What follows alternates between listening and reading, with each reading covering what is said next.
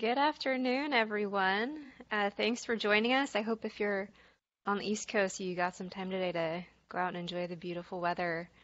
We're here to talk about the Master of Healthcare Innovation degree, or the MHCI, as we call it, which is the first fully online degree program here at the University of Pennsylvania. First, I'll start off by introducing myself. My name is Catherine Rodella. I'm the program manager for the Master of Healthcare Innovation, so I work on the administrative side of the program. And the biggest part of my job is supporting students throughout their entire career in the degree, all the way from when they're applicants through alumni. So I'm also the first point of contact for prospective students, for applicants, and for current students in the program. Also on the call today is Adam Zolkover. Adam, would you like to introduce yourself briefly? Sure. Hi, I'm Adam Zolkover. I am the Associate Director for Online Instructional Design. So what I do is work with faculty to help translate their expertise into great online courses. Thanks. And we'll hear from Adam a little bit later when we're talking about what the online courses look like. So what we'll be covering today is a good general overview about the basics and logistics of the degree. We'll talk about the curriculum. We'll get to hear from a couple of current students about their experience in the degree. Like I said, Adam will show us what it's like to learn online. We'll cover important information like tuition and admissions, go over a couple of certificate options that are also available. And again, at the end of the presentation, we'll have dedicated Q&A time, but if you'd like to ask something before we get to that point, you can go ahead and type it in the chat. So first, some background about the degree. The Master of Healthcare Innovation, or the MHCI, is a master's degree conferred by the University of Pennsylvania, specifically by the Perelman School of Medicine. It was designed from its beginning to be an online program using the best and most effective online learning practices. So this is not a degree that switched to online because of the pandemic. It's always been online and will continue to be online. It's housed in the Department of Medical Ethics and Health Policy at the Perelman School of Medicine here at Penn. And the degree is designed to help you improve healthcare delivery and adapt to the rapidly changing healthcare landscape. So these are skills that are really essential for healthcare professionals, maybe now more than ever.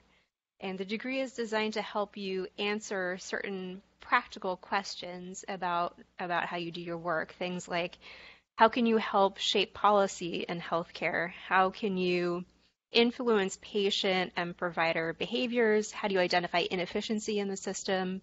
How do you test solutions through rapid iteration? And these are topics that, while they're really important, probably weren't covered in your previous degrees, whether it was in med school or nursing school or in an MBA. So these specific skills are what set the MHCI apart. So what will students actually do in the program? First and foremost, you're going to build a network. That's a major part of the program. Your fellow students become your resource network. Our students are professionals from a huge variety of different healthcare industries and different roles. And so students learn a ton from each other.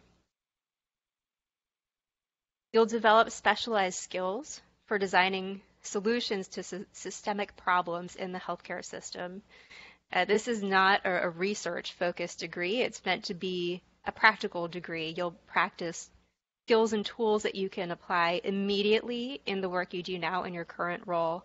And these skills will also inform the way that you approach future roles in healthcare as well.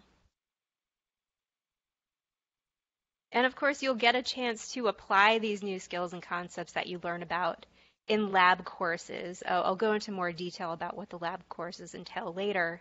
But by the end of the degree, you'll be equipped to actually implement an innovation project in the real world. So the Master of Healthcare Innovation, obviously from its name, is a degree in innovation. But innovation is kind of a hot word right now, and it can mean a lot of different things in different contexts. So what does it mean in the context of this degree? Innovation here is a methodology. So specifically, it's a way of identifying problems and solving problems in the healthcare system at all different levels of the system. And the MHCI is meant to give you the tools to accomplish this, identifying and solving problems in healthcare. You'll work on skills in two main areas, innovation and leadership. So this particular combination, innovation and leadership, is what distinguishes the MHCI from, say, an MBA or something like an MHA, which will focus on different types of skill sets. So the innovation skills you'll learn about could include things like idea generation and complex problem solving. Leadership skills you would learn include things like communicating ideas, networking, persuasion to get your ideas heard and out into the world. And just like the innovation field itself, the MHCI is a very interdisciplinary degree. We have faculty who come from a lot of different backgrounds. Many faculty come from the School of Medicine and from the Department of Medical Ethics and Health Policy where the degree is housed. There are also teaching faculty from Wharton Business School, Penn Law School, the Penn Medicine Center for Healthcare Innovation, as well as Penn Nursing and the Design School.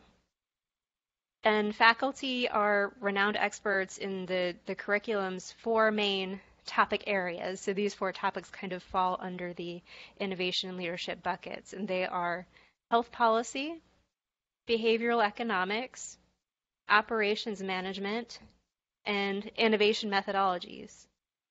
Our faculty members, for example, Dr. Zeke Emanuel and Dr. Kevin Volp, who are founding faculty of the program, they're active, very influential decision makers in their fields at the national and international level. So you get this great opportunity to access their expertise. You'll have the opportunity to interact with them in weekly live sync classes, which we'll explain a little bit more about later.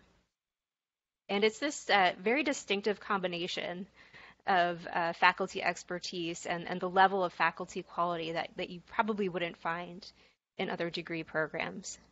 So again, by gaining foundations in these four areas, you'll be able to meet those two goals of the program, identifying and solving problems that you're facing in your work in healthcare. Let's get a little more into the detail of the curriculum. This is a bird's eye view of what the curriculum looks like. Obviously, this shows the 20-month version of the curriculum. 20 months is the shortest amount of time you can complete the degree in. There's also a 3-year option. Sometimes students want to spread it out over 3 years, either to spread out the financial commitment a little bit or spread out the time commitment a little bit more. But either way, whether you're doing the degree in 20 months or in 3 years, you're taking these same exact courses, and it's the same exact degree requirements, just a different overall time frame. And let's go through it a little bit. Every school year starts off with the MHCI seminar. That's that first green block in the upper left you see there. And the seminar is a virtual event with orientation activities, educational activities, social activities that gets you ready for the school year. And I'll talk about that in more detail in a little bit. Then after the seminar, you're taking online courses for the rest of the school year. MHCI courses are on a little bit different than a traditional degree program because you take just one course at a time, and each of those courses is typically 4 or 6 weeks long. So instead of taking multiple semester-long courses at the same time, you're taking one intensive course at a time to focus on that topic. Typically on the 20-month curriculum, there's a 1-week break in between each of those courses. On the 3-year track, there might be some longer breaks between courses depending on your schedule. And then in each of those courses, students could usually spend around 13 to 15 hours per week on schoolwork, and that's total both what you would consider in and out of class time. So the blue courses you see here are the core courses. They're required for all students to take. They're 6 weeks long. Students will also take 4 lab courses, which you can see in yellow here. And in labs, students will do mini projects and assignments to practice applying concepts that they've learned from the core courses.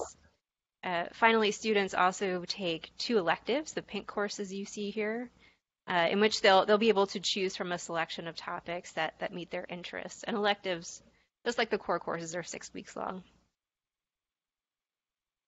And then take a look at the final semester in year 2, that spring semester. You'll see a green event there called Innovation Weekend. So in their final semester of the program, students meet with their cohort in person for this Innovation Weekend event, and I'll get more into detail about that. But Innovation Weekend focuses on networking and idea sharing and is meant to prepare you for life after the MHCI. So I know that was a lot of information about the curriculum. Does anybody have any questions so far? If you do, you can go ahead and type it in the chat box. A little bit more about the lab courses. Again, the lab courses are meant to help you gain a deeper understanding of concepts that you'll cover in the core courses by giving you a chance to put them into practice. This usually will be in the form of mini projects or assignments that you're given throughout the 4-week lab course. So for example, in the behavioral economics lab, students get a case study to analyze, and then they're asked to write a proposal for a behavioral economics intervention. So it's often something like that. It's independent work, but students often are asked to review and provide feedback on other students' work in the labs.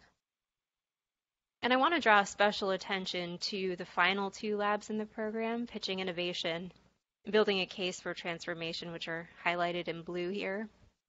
In these 2 labs, which you'll always take in the final semester of the program, you're going to be asked to draw on your work experience to actually develop an idea for a project and get ready to implement that project. So by the end of the degree, you'll have a fully developed project proposal in hand that's ready to be implemented in the real world. And this can be a project that you're already doing anyway for work, and you can get it ready through the course, or you can come up with an idea for a new project that you want to take on.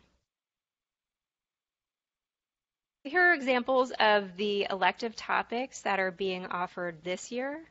Elective offerings might change from year to year, but this gives you an idea of the kinds of topics that could be available. Just like the core courses, electives are taken in 6-week blocks. And let me pause and see. It looks like there are a few questions that came in the chat. Can you transfer credits into the program? It depends. It's something that's looked at on a case-by-case basis.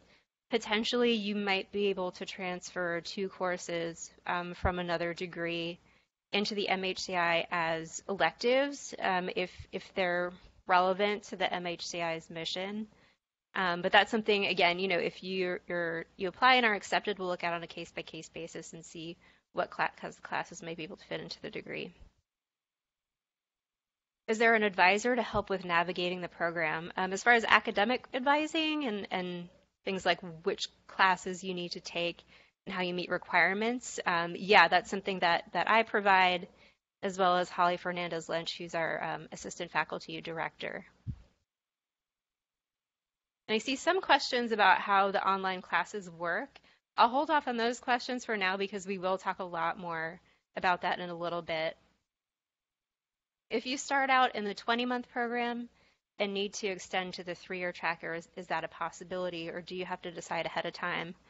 We do ask students to pick a track at the beginning of the program, but there is flexibility. They can switch between tracks if they start taking a few classes and realize that they really need to spread it out more, or if they'd rather take the 20-month track instead. Right, I'll move on for now in the interest of time, but if your question didn't get answered, we'll do our best to come back to that in a bit. So in that curriculum slide, you saw that there are 2 kinds of events that students attend throughout the degree. The first one is the seminar, which is a virtual event. And seminar is required for students to attend annually. So they'll go to that event every year. They're in the program in late August to kick off the school year. So If you're in the 20-month track, you'll attend it twice. If you're on the 3-year track, you'll end up attending it 3 times total. And the seminar is a way to get students ready for the school year. You'll get a chance to get to know the other students in the program and to get to know the faculty and staff. There are a lot of orientation activities to get you ready. You'll practice learning all of the online tools before you need to ever start taking classes. And there's also some educational activities. We have really engaging panels with healthcare innovation experts. We hear from students it's a lot like summer camp, kind of. It's sort of intensive, but we do have fun, and students build bonds quickly. It's a really interactive, engaging event. And again, that's every year in the program virtually. And then in their final year of the program, students attend Innovation Week, and that's something that they'll attend once in the program in their final year. It'll be in person on Penn's campus in Philadelphia over a 2-day weekend. And Innovation Weekend is meant to prepare students for life after the MHCI. So the focus is really on networking and idea sharing. Students will get to pitch ideas and get feedback on it. They'll also have an opportunity to meet alumni and network with alumni who are invited back for part of the weekend. And even though we're really hoping by February 2022 we can have in-person events, I just have to include my caveat that any plans for in-person events are just dependent on public health measures at the time. Who are MHCI students? I mentioned that they are mid-career healthcare professionals. They come from many different backgrounds in healthcare, but they all have a shared goal of improving the way that healthcare is delivered. Currently, there are 80 students in the program, so those are split across 2 cohorts. For this next incoming cohort, this coming fall, I'm expecting around 50 students in the cohort, which is large enough for you to encounter, diverse ideas and different experiences, but it's still small enough for students to receive the kind of attention and support that the program is known for. On average, students have about 13 years of professional experience in healthcare, but there's a big range there. Some of our earlier career students have about 3 years of experience, and then we have students who are senior in their careers, maybe C-suite executives who have 25, 30 years plus of professional experience. And they come from all over the US and abroad. On the left, you can see a list of some of the examples of the types of roles students have. So they cover both clinical and non-clinical roles at all different levels of the healthcare system. And on the right is a list of examples of some of the different sectors that they come from. So you can see it's a really mixed bag. And this is definitely not an exhaustive list of all the kinds of healthcare professionals that could be a fit for this program. This kind of variety is something that we hear constantly from students that they find really valuable because they're able to learn a lot from their fellow students. And if your background is maybe not directly in healthcare, but your professional experience is related to healthcare in a way, you're still welcome to apply. I would just encourage you to, in your application, in the personal statement, make sure you make a really strong case for how your experience will translate into an impactful career in healthcare. And these students, even though they're coming from many different backgrounds, many different perspectives, they're all passionate people, again, who really want to improve healthcare delivery. And their reasons for doing the program tend to fall into 3 main buckets. Some students want to improve the work that they're doing in their current role, in their current organization. Some students have recently taken on or are about to take on a new role, maybe a more leadership role, and they want to make sure they have the skills needed to succeed in it. And finally, some students are aspiring to move into a more leadership role or maybe make a career transition in the future.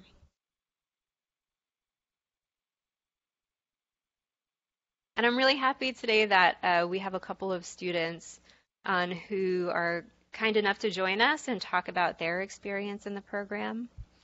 Andrea Cook is the Director of Legislative and Regulatory Policy at the Blue Cross Blue Shield Association. Andrea is in her first year in the MHCI. And Jean Reilly is a trauma surgeon for Tower Health here in the Philadelphia area, and also works for the clinical practices of the University of Pennsylvania. Jean is just about done with a degree and will be finishing up this spring. So Andrea and Jean, if you're on here, I'd like to ask you to please unmute yourself and turn your video on. Hello, everybody. Hi, Hello, Jean. everyone. Hi, Andrea. So first, I'd just like to ask you to briefly introduce yourself. What do you do and what's your background? Andrea, would you like to start? Sure. I'm Andrea Cook. I'm at Blue Cross Blue Shield Association, and we're a trade organization that represents 35 of the Blue Cross Blue Shield plans across the country, which represents 110 million members. And I specifically work on ACA activities and exchanges, and most recently, because of COVID, policy related to COVID and health disparities and those specific things, but mainly federal legislation and regulatory policy. Thanks. All right, Jean, can you introduce yourself? Yeah, hi, everybody. I'm Gene Reilly. I am a trauma surgeon and general surgeon at Tower, as Catherine was saying. But I'm also board certified in clinical informatics, so I have kind of a dual role. So in addition to my surgical work, more recently I've been kind of chief medical information officer at Tower, which has sort of been a little bit of an entree into more of an administrative type of a role. So, for myself, starting to think about what the next 5 or 10 years would look like, that's sort of how I found myself in this program, kind of like Catherine was saying, just sort of trying to explore what that might look like. Thanks. The first question I'd like to ask both of you, and we'll start with Andrea again, just keep the order the same. Why did you decide to do the MHCI? Well, as a mid-level professional and after working on the ACA for 10 plus years and actually noting today is the 11th anniversary of the ACA being signed, I just wanted to reevaluate my skills and to see where I can make improvements. And another important thing for me was to get different perspectives from other professionals. And that's what I really love about the program, talking to clinical professionals, people in the pharmaceutical areas, IT consultants, and just having discussions about, what I'm working on and what they're working on. So it's really an opportunity to continue to learn, improve my skills, and also the exposure to the wonderful faculty and professors at the university has been really a great experience. Great, thanks. How about you, Jean? Why did you decide to do the MHCI? Well, like I said, I within the last few years started to take on more of a leadership role with clinical informatics at the organization. And that, along with the more clinical and academic roles, are really pointing toward, on a trajectory towards more of a leadership role within the organization. So that's not really a skill set that they teach very well in medical school. And in talking to people about where to go from here, a lot of colleagues were recommending like a certified physician executive certification or a master's in business administration. And the thing that I really enjoy with my roles is really more kind of identifying where systems can be improved and designing and building solutions. And so serendipitously, while I was sort of trying to figure that out, the MHCI email showed up, and it really was sort of right up my alley in terms of what I could expect to get out of it. like, understanding the behavioral economics and change management and getting people to buy into and accept that change, and understanding the healthcare landscape and where the opportunities are, was all a big part of it. So, MHCI has really kind of worked out for me in that regard. Yeah, great. Thank you. One question I get a lot is how can I do this degree while I'm working full time? And all of our students work full time and have really busy schedules. So, maybe Andrea, can you tell us a little bit about how you balance school with your work and personal responsibilities? Yeah, I think at the beginning is the biggest adjustment, determining the time frames. But ahead of time, you'll know when the classes are scheduled, so I put them on my calendar. Like yesterday, we had a class scheduled from 12 to 1, so I have that time already designated to do that. And then over time, you will schedule blocks of time to do your different assignments.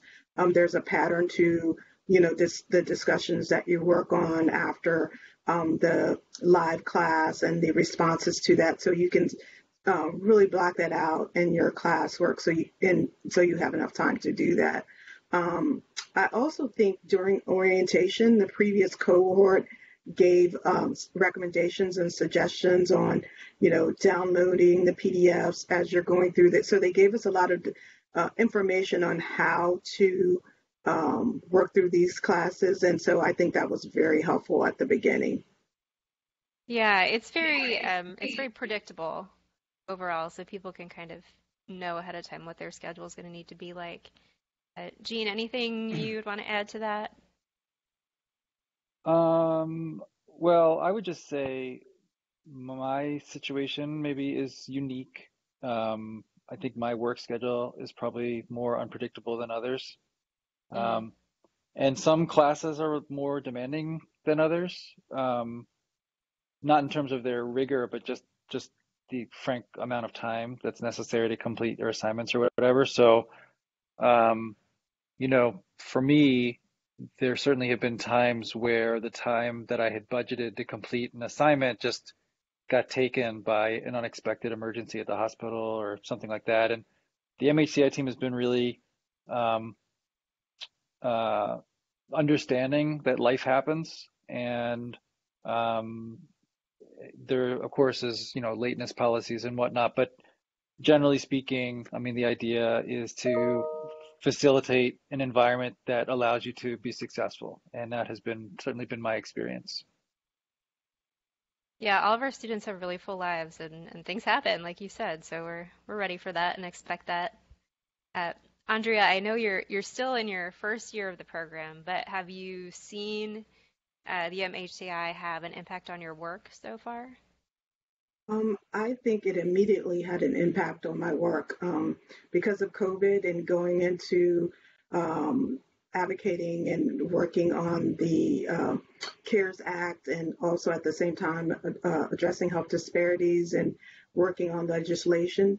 I had the opportunity to directly talk to physicians about their patients and what's going on in their office, and any issues they have with social determinants of health and all of those things, having specific conversations about the practice and how that's going. And then I could incorporate those thoughts in my analysis and recommendations for the policies that we were supporting, and also, creating plans and providing that information to our health plan. So um, it definitely has impacted on a continuous basis everything that I'm doing. That's awesome. So, and Jean, could you talk a bit about how it's impacted your work? And maybe could you also mention how the program may have influenced your career path? There's somebody in the chat who sounds like comes from a similar background to you.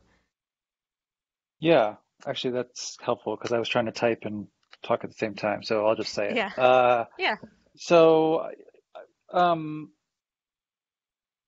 for me personally, and this may not be universalizable, but uh, as I kind of mentioned in the intro, I was already kind of on a certain trajectory, and So I think it hasn't necessarily impacted the direction that I would go, although I can see how that would happen.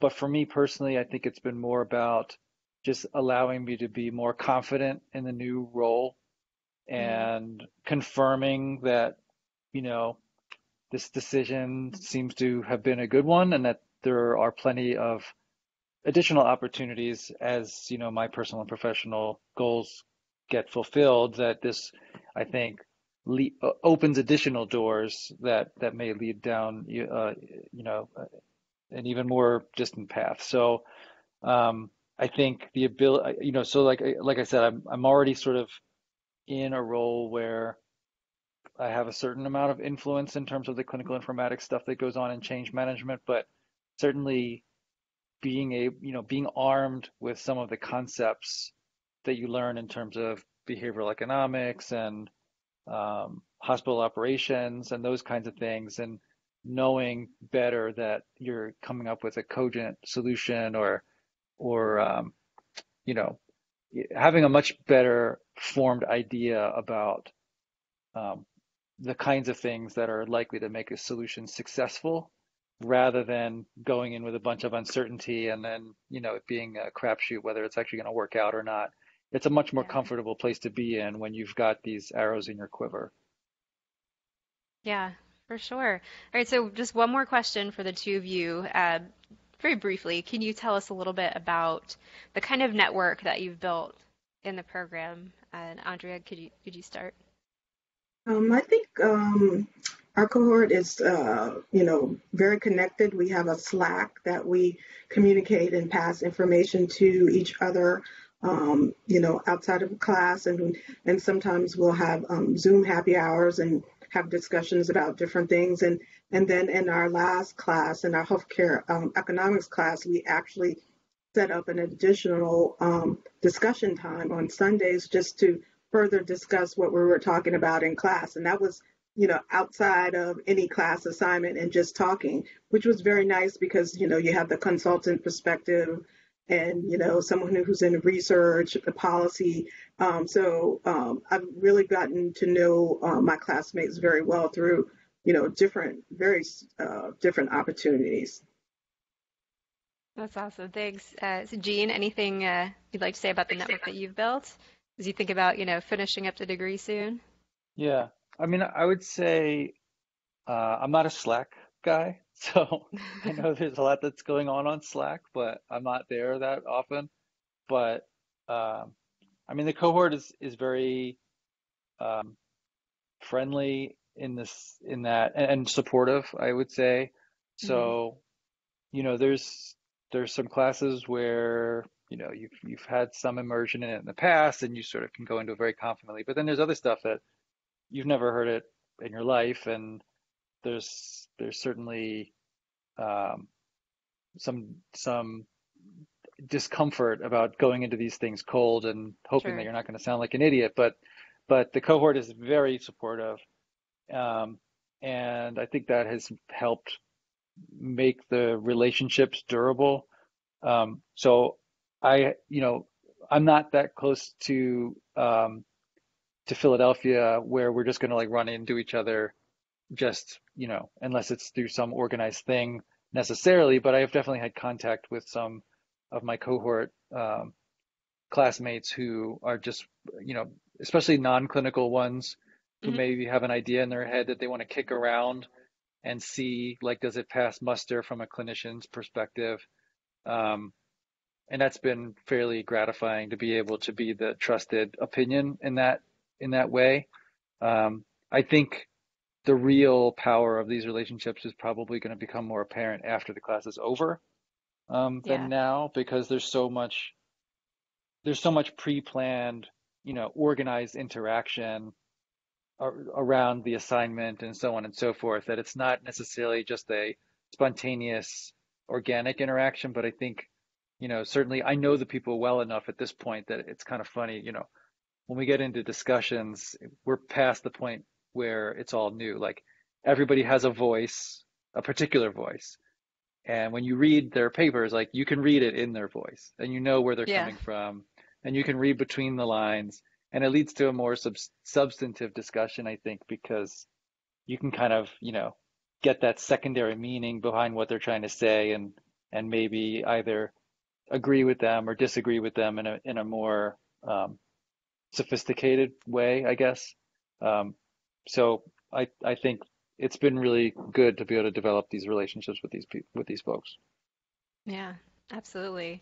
All right, Jean and Andrea, thank you so much. It's so helpful to hear about the experience directly from students instead of just from me the whole time. So thank you again.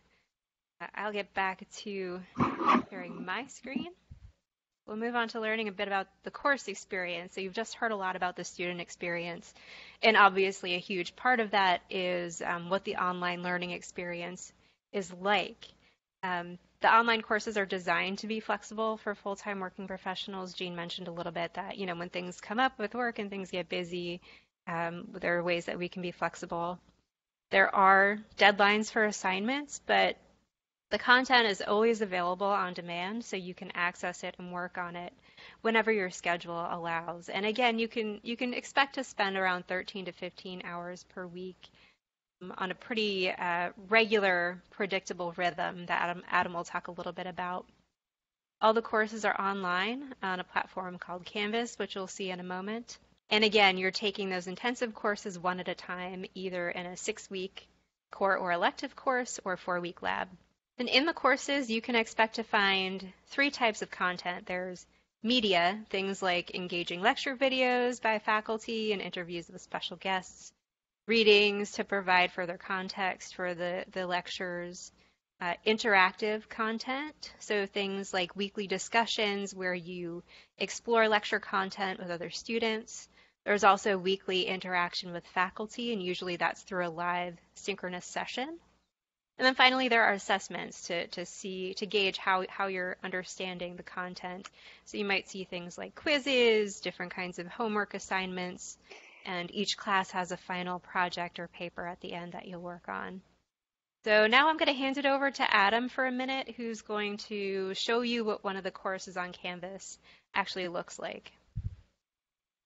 Hi, everybody. Can somebody please confirm that you can see my screen, Catherine? Yep, I can see it. Great. So just very briefly, what I wanted to show you is the inside of one of our courses. This is the American Healthcare System. It is the first course that you would take as a student in the master's. And really what I want to show you are 3 things: that our courses are supported, that they're predictable, and that they're social.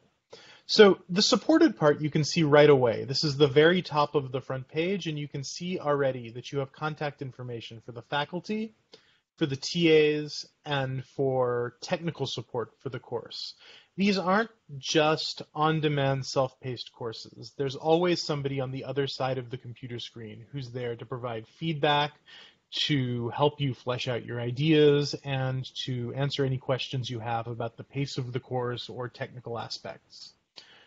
Rolling down the screen just a minute, you can see right here the topics and key dates section of the course. And this really demonstrates the way that our courses are predictable.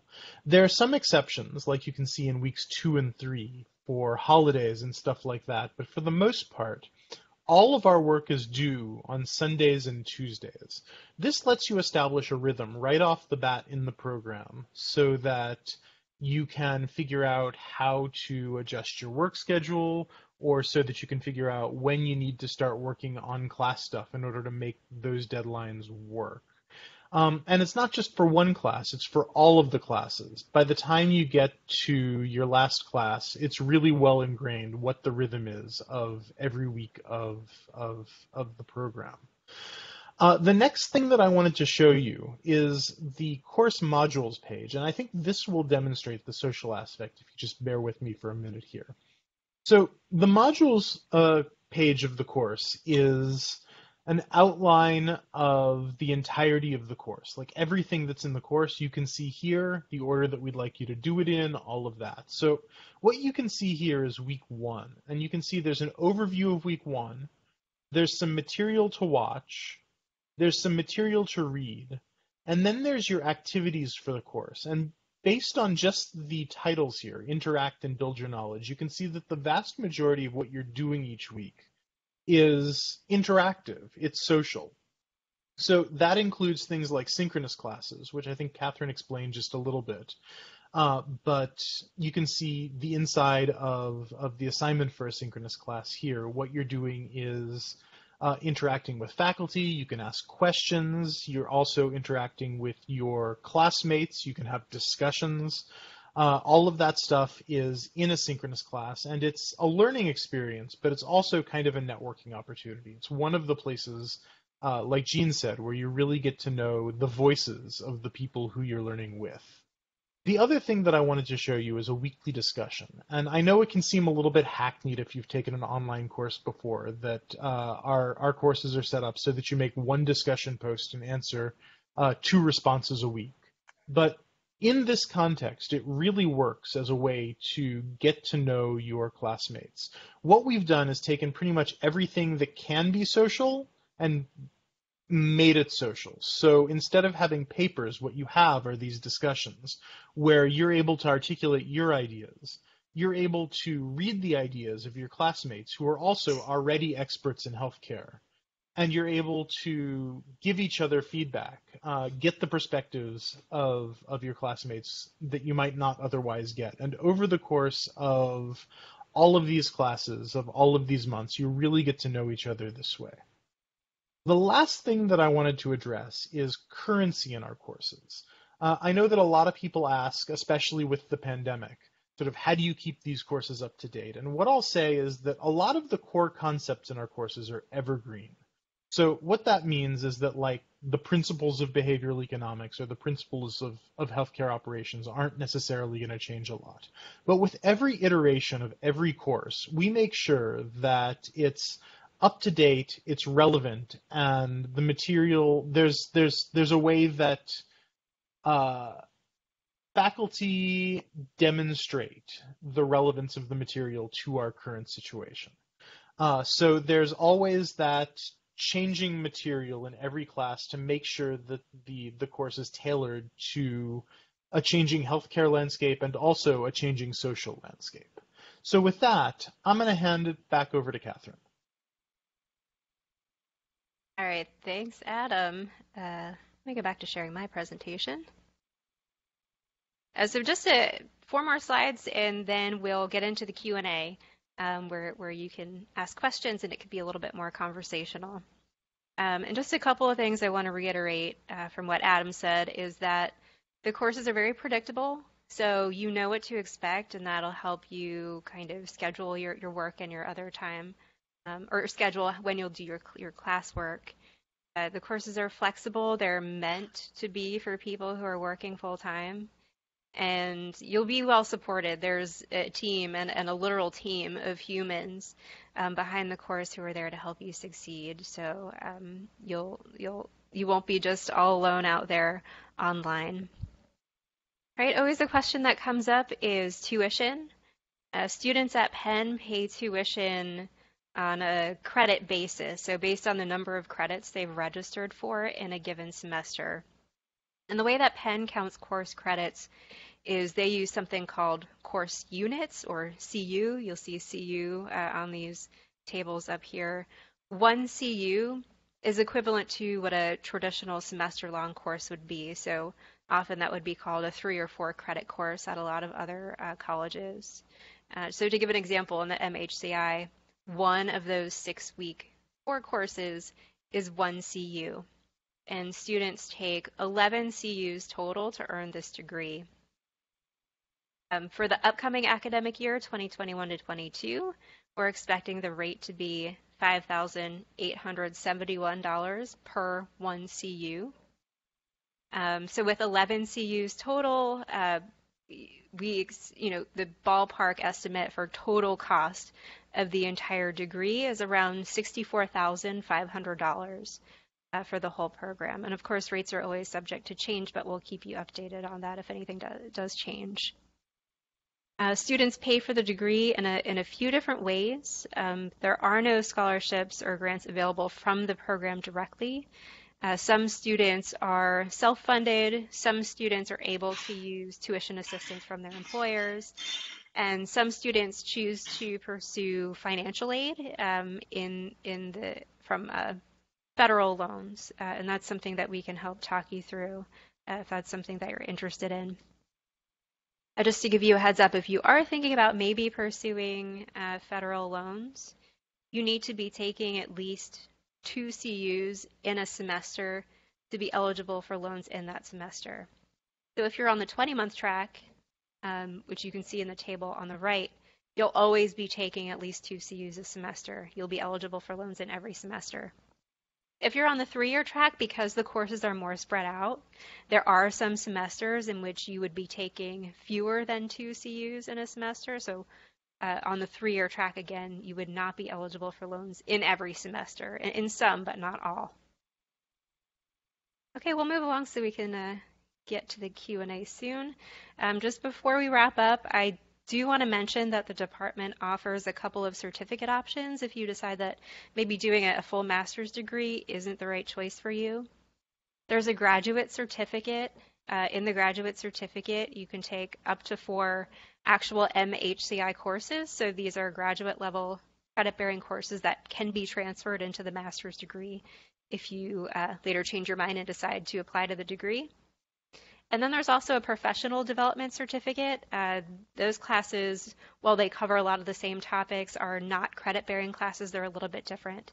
So they can't be transferred into the degree, but it's a good option if you're looking for a way to learn the content, but without quite as much of the commitment.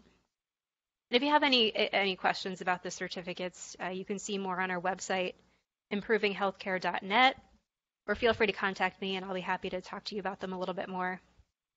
And finally, if you decide that this all sounds like it's a good fit for you and what you want to do, to apply to the program, you want to make sure you apply by our final application deadline, which is May 1st, and then you would start the program in August 2021. Admissions is not rolling, so even if you apply now, your application will be reviewed after that May 1st deadline. We review everybody at the same time. To be eligible to apply, you have to have a bachelor's degree, but it doesn't have to be in any specific field.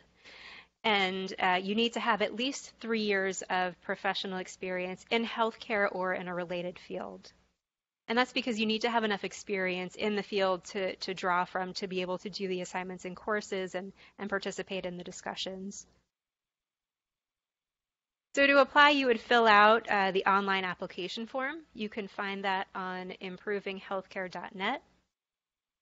And in the online form, you'll be asked to upload a personal statement, a current CV or resume, and it'll ask you for contact information for 2 recommenders.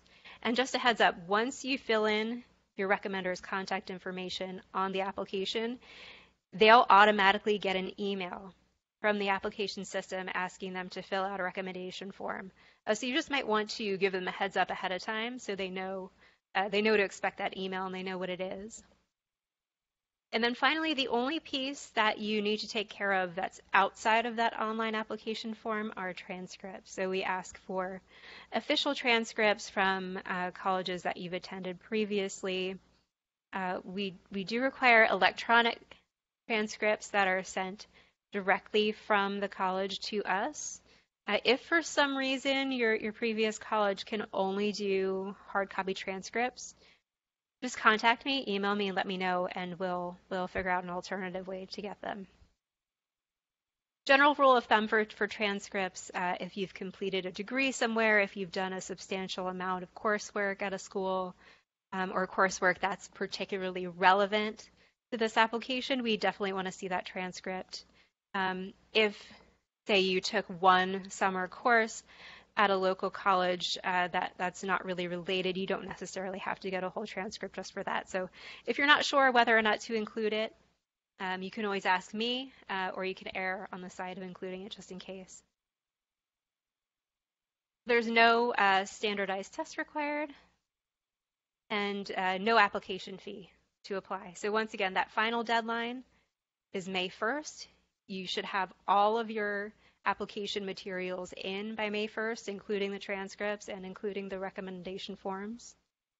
And if any questions come up, you can always contact me. So that's the end of the presentation. We can take the rest of the time for any questions that you have, and feel free if you want to speak up, you can unmute yourself and ask directly, or if you want to type it in the chat, you can go ahead and do that. And I'll get back to a couple of questions that I saw come into the chat earlier. One of them was about what kind of projects students do. So that would be specifically in those last few lab courses when you're working on a project idea.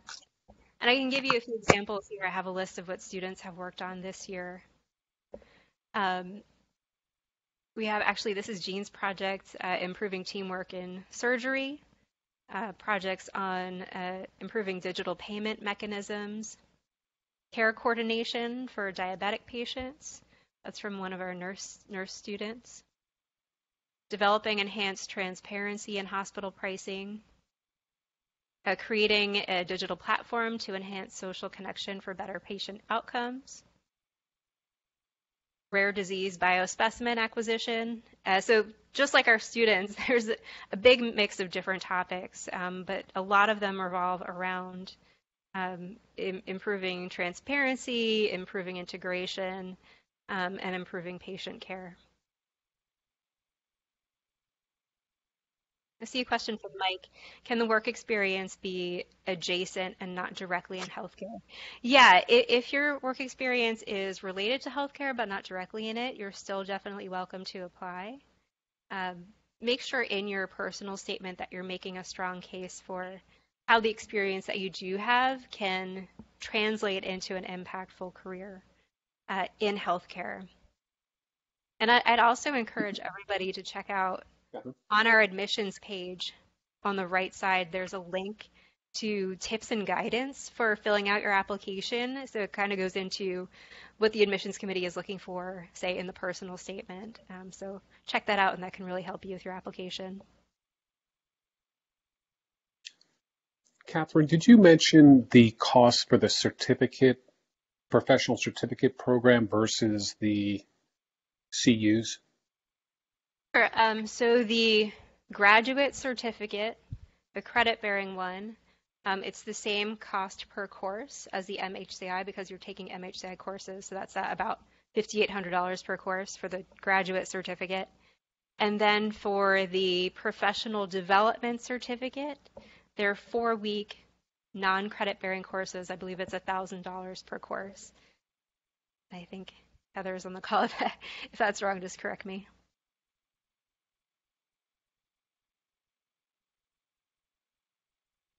Great. Thank you, Catherine. Appreciate that. Yeah, you're welcome.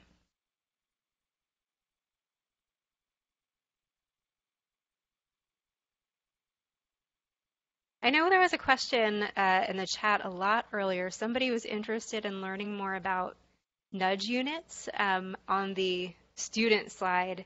That was one of the sectors shown that students come from. We have a few students who have worked in nudge units. There is a nudge unit at Penn, and they work on a lot of behavioral economics related projects. So things like application platforms for increasing patient, compliance, say for taking medications or for showing up to appointments, things like that. But if you're really interested in learning more about them, I'd be happy to connect you to somebody who works in a nudge unit, and you can talk to them individually.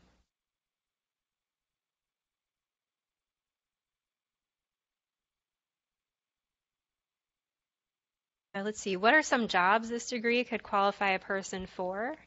There's a huge variety. There's no one specific path in healthcare innovation because like our students come from totally different backgrounds and have totally different career paths. But I can give you some examples of different jobs that students and alumni have gotten either while they were in the degree or after they graduated. And about half of our alumni have gotten a new job since graduating from the MHCI. But just a few examples.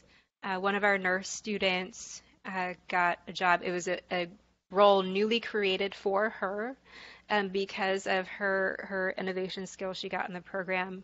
The title is a bundled payment for care improvement navigator at her health system. So helping, kind of advocating for patients and helping them navigate that process. Another nurse student recently got a new job as a partner manager for connected health operations and clinical transformation. And that's at a medical device company. One of our physician students, who's a family practice physician, became director of practice transformation and diversity and inclusion for her practice group. And that was very directly as a result of her time in the MHCI. On the non-clinical side, we've had some people, say, in digital health startups who've had job changes. One student who was head of growth at a health startup recently took on a job as CEO of a subsidiary of a major health insurance company. Another student recently got a job as director of clinical adoption at a health analytics software company. So there's a really mixed bag. You can go in a lot of different directions.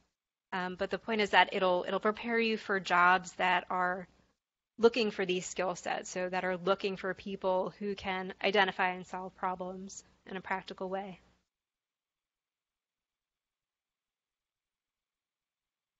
Do you have an idea of this year's theme for the cohort beginning in August?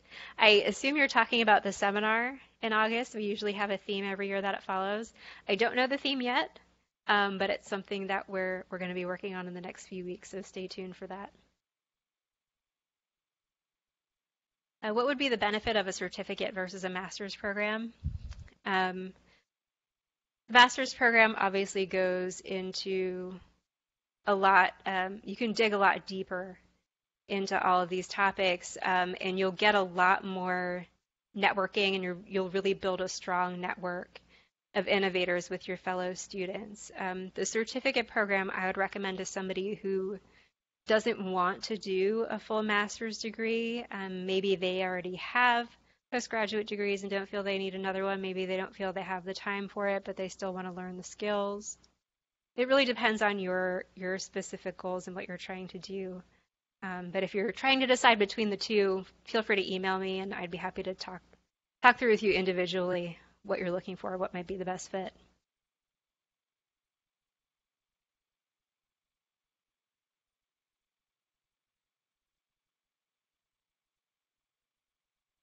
What would be the top job description someone might have when they have this degree? Again, it's a really mixed bag, depends on the student's background and career path and what they're looking to do. Any other questions? I know it's 5 o'clock, so if you have to go, feel free to go, but I'm happy to stay on a few more minutes. If anyone else has questions, you can unmute yourself and ask it or type it in the chat. If not, thank you so much for taking the time today to learn about the Master of Healthcare Innovation. The session's recorded. We will send a recording to you, and I'll put my email in the chat again in case you have any questions you'd like to ask individually outside the session. Feel free to email me. Thank you so much, Catherine. Thanks, you're welcome.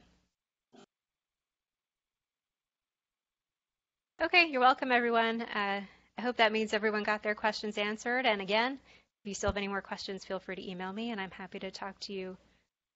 Thanks for coming, and have a good night.